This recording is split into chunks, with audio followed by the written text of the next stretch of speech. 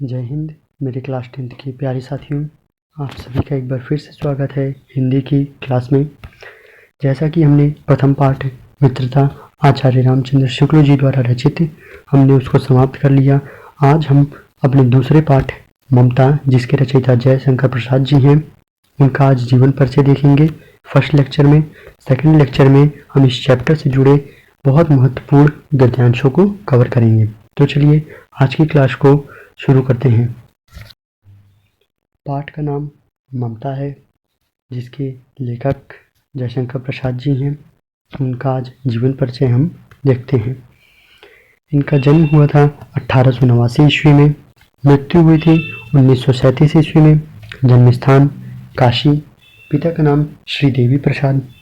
इनकी कुछ अन्य बातें भी देख लेते हैं। 12 वर्ष की अवस्था में पिता की मृत्यु, जीवन कष्टों में बीता, ये सब अन्य बातें हैं। मतलब कि अभी इन्हीं बातों पे डिटेल में बात होगी। ये तो आपको शॉर्ट में बताने के लिए कोष्टक में बताया गया है बस।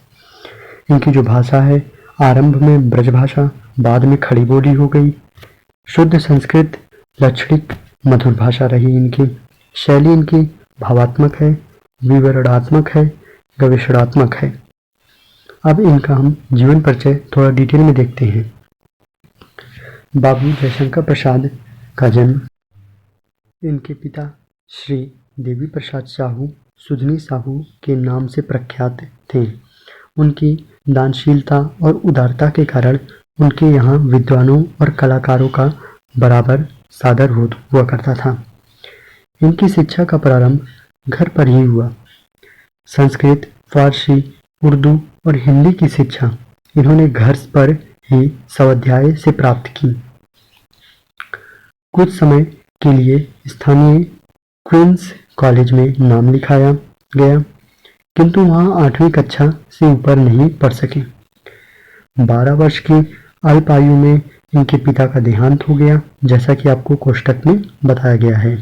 जीवन के कष्टों में बीता, तो उसी का एक उसका संदर्भ है। पिता के देहांत के 2-3 वर्षों के भीतर इनकी माता का भी देहांत हो गया और कुछ दिनों के लिए बड़े भाई शंभु रत्न भी चल बसे। तो जैसा कि आपको पहले बता चुका, इनका जीवन बहुत कष्टों में बीता है, तो उसी को अब व्याख्या हो रहा है, यहाँ आप समझ सकते हैं। इस प्रकार 17 वर्ष की अल्प आयु में इन्हें परिवार संचालन का भार संभालना पड़ा। इनका अधिकांश जीवन काशी में बीता।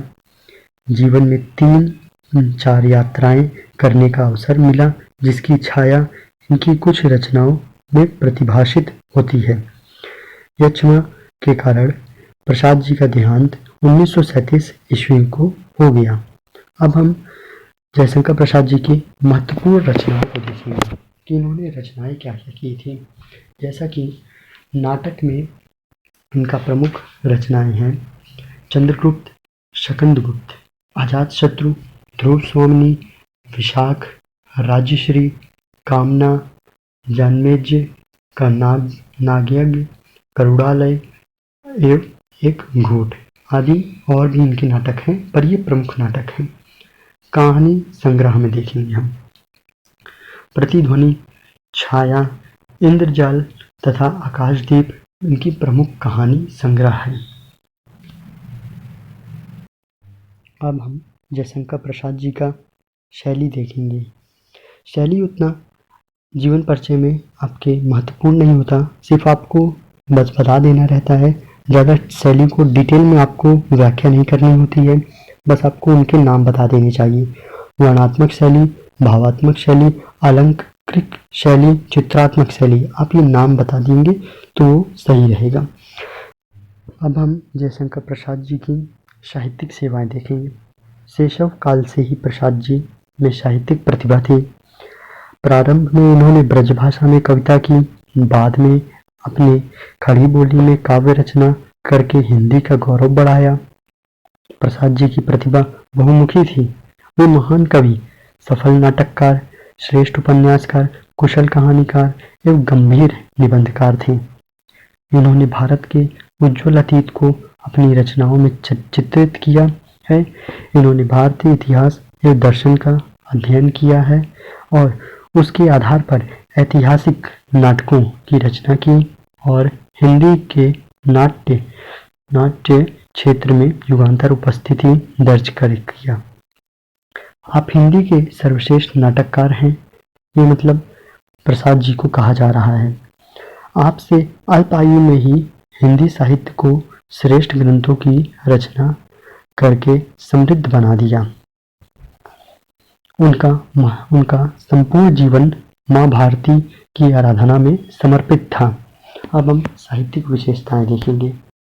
आखिरी टॉपिक है, प्रसाद जी हिंदी में एक नवीन युग की चेतना लेकर अवतरित हुए थे, जिन्होंने अपनी रचनाओं में प्राचीन और अप्राचीन की अद्भुत समन्वय स्थापित किया था। इनकी रचनाओं में प्राचीन भारत इतिहास एवं संस्कृत के गहन अध्ययन की छाया स्पष्ट दिखाई पड़ती थी। इनका प्रेम व्यक्तिगत प्रेम की सीमा से ऊपर उठकर देश प्रेम और मानव प्रेम को कोटि तक पहुंचाकर अपनी संयमित और मर्यादित झांकी प्रस्तुत करता है। मनोवैज्ञानिक अंतर्दृष्टि के चित्रण में इन्हें काफी सफलता मिली है। प्रकृति के विभिन्न चित्रों में इनकी छायावादी एवं रहस्यवादी विचारों की झलक मिलती है। लौकिक प्रेम में परलौकिक प्रेम के दर्शन होते हैं। इनकी समस्त रचनाओं में भारतीय संस्कृति के प्रति अटूट प्रेम प्रदर्शित होता है। प्रसाद जी छायावादी काव्यधारा के जनक माने जाते हैं। तो यहीं पे हमने जयशंकर प्रसाद जी का जीवन परिचय भी आज खत्म कर डाला और अब हम आगे नेक्स्ट वीडियो में देखेंगे जैसे ममता पाठ से जुड़े कुछ महत्वपूर्ण गद्यांशों को, जो कि आपके एग्जाम पॉइंट ऑफ व्यू से बहुत इम्पोर्टेंट है। तो अगर आप इस प्रकार अपने एग्ज़ाम में जीवन परिचय को करके आते हैं तो बहुत ही अच्छा नंबर स्कोर करेंगे आप। तो आज की कक्षा को हम यहीं समाप्त करते हैं। अगर आपको वीडियो अच्छी लगी हो तो लाइक करिए, अपने दोस्तों के साथ शेयर करिए और कमेंट करिए और हमारे हमसे जुड़े रहने के लिए चैनल को सब्सक्राइब करिए।